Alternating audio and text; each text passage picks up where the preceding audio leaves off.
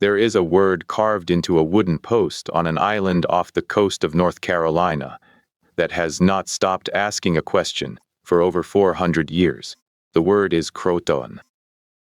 It was the only thing left when the governor of the first English settlement in the Americas, John White, returned to Roanoke Island in 1590 after a 3-year absence forced by war with Spain.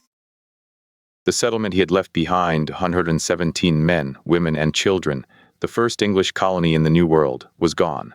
No bodies, no signs of battle, no burned structures, no evidence of violence or disease or starvation. Just the word carved cleanly into a post and a partial word, CRO, carved into a nearby tree. And then nothing. For 430 years, the Lost Colony of Roanoke has been the oldest unsolved mystery in American history. Theories accumulated across the centuries the way theories do when evidence is scarce, and the question is compelling enough to attract generations of attention. They were massacred by the local Croatoan people, whose name matched the carving. They were absorbed by that same community voluntarily. They starved during a drought. They attempted to sail home to England and were lost at sea. They moved inland and assimilated into one of several Native American nations in the region. Some combination of all of the above. Each theory had evidence for it. None of them had enough. And then, beginning in the early 2000s and accelerating through the following 2 decades, a different kind of evidence began to enter the investigation. Not historical, genetic. The Lumbee people of North Carolina, a Native American community of approximately 55,000 people, have long maintained a tradition, passed down through generations and recorded by early European observers in the 18th century, that some of their ancestors came from the Roanoke settlers. They point to family names, English surnames that appear in the colonial Roanoke records, names like Dare, Cooper, Sampson, and Dial, still present in Lumbee families 3 and 4 centuries after the colony's disappearance. They point to oral histories that describe an encounter between their ancestors and the English colonists that ended not in violence, but in adoption, a formal integration of the surviving English into the Croatoan community. They point to the fact that early European traders who encountered the Lumbee in the 18th century remarked on their light eyes and on their apparent familiarity with English, as if the language had not arrived with the traders, but had been part of the community before they came. For most of the 20th century, this claim was treated by mainstream historians with polite skepticism bordering on dismissal.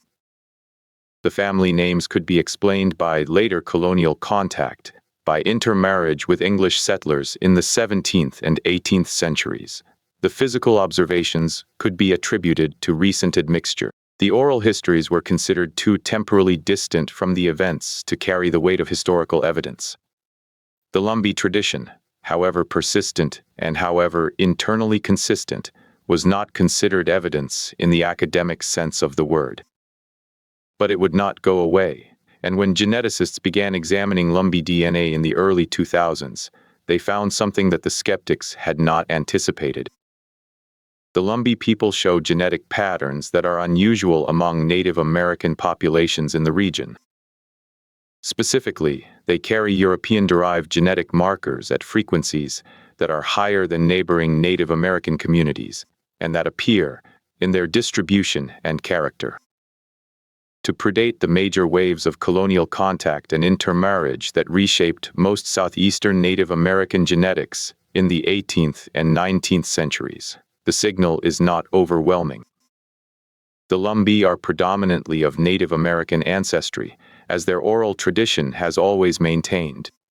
But the European component within that ancestry has a character, in its specific genetic signatures and its apparent age, that points toward contact earlier than what European colonial records would predict if the only source of that admixture was post-settlement interaction with English and later European colonists.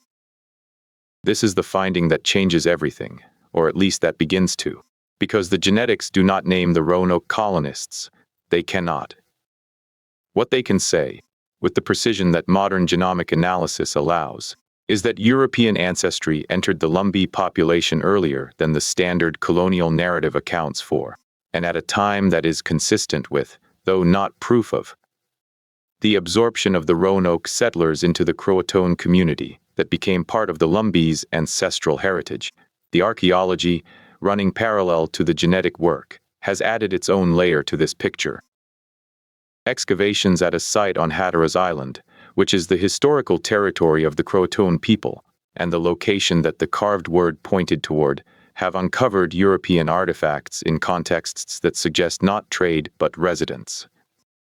A signet ring of English manufacture, a fragment of a gun lock consistent with late 16th century English firearms, other small objects whose material and style point clearly to English colonial origin. These are not objects that were exchanged across a cultural boundary in a trading relationship. They are objects that were used and lost and discarded by people who were living in that place as members of the community, not as visitors. The dating of the archaeological contexts in which they appear is consistent with the period after white colonists left Roanoke Island, and the site itself, a location on Hatteras Island that was occupied continuously by the Croatoan people through and beyond the colonial period, is precisely where the word carved on the post was directing anyone who looked for the missing settlers. The archaeology was saying, in the language of material culture, what the DNA was saying in the language of genetic markers, and what the Lumbee oral tradition had been saying in the language of family memory for 400 years. They came here. They stayed. They became us. There are also the genetic findings from a second direction.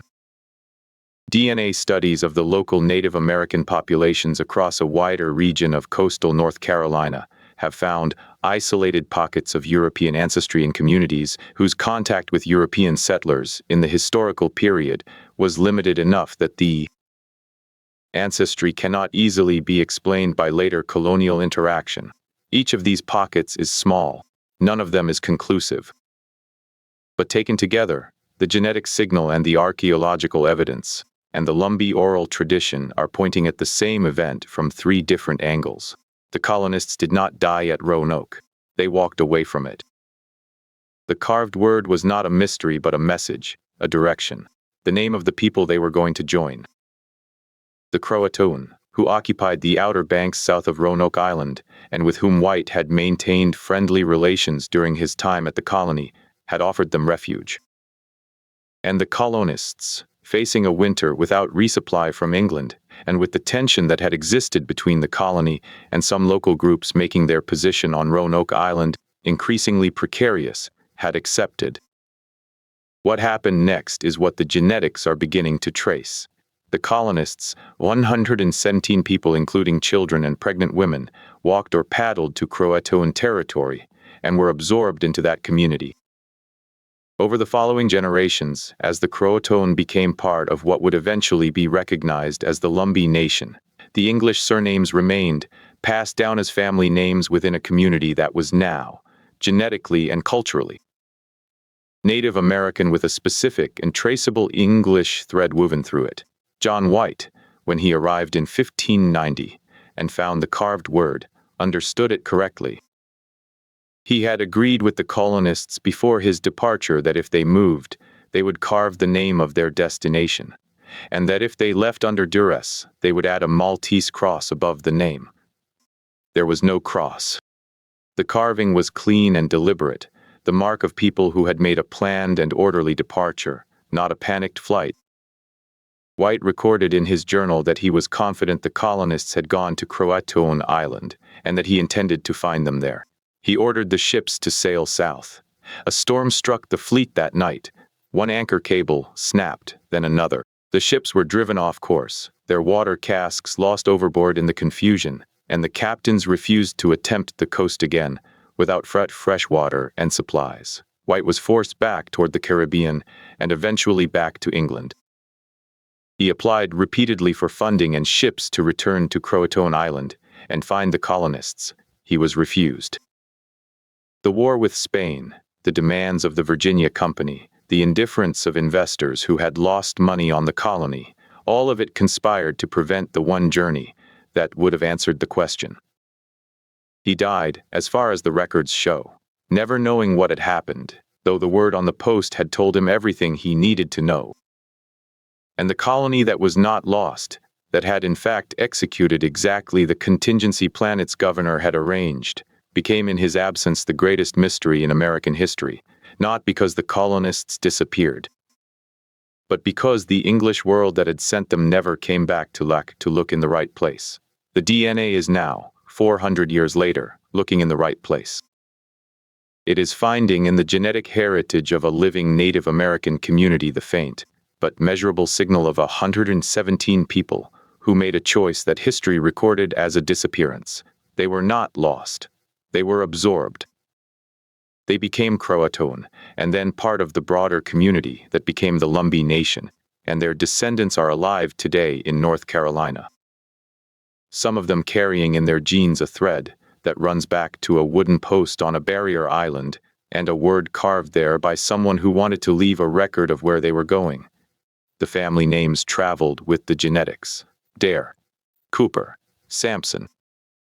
Names that appear in the 1587 colonial roster and in the Lumbee community rolls 3 centuries apart, connected by a line of descent that the oral tradition always claimed, and that the genetics are now beginning to confirm. The question this raises is larger than one colony. How many other disappearances in American history were not disappearances at all, but absorptions that the European colonial record had no framework to recognize or record? How many communities exist today carrying genetic threads from encounters that the history books recorded as endings? The DNA is becoming the tool that can begin to answer those questions. Not perfectly, not conclusively, not without the honest uncertainty that good science always carries, but with a precision that is beginning to recover stories that were never actually lost, only mislabeled. The lost colony was never lost. It was the people looking for it who got lost, and 400 years later, the genetics are finding their way back.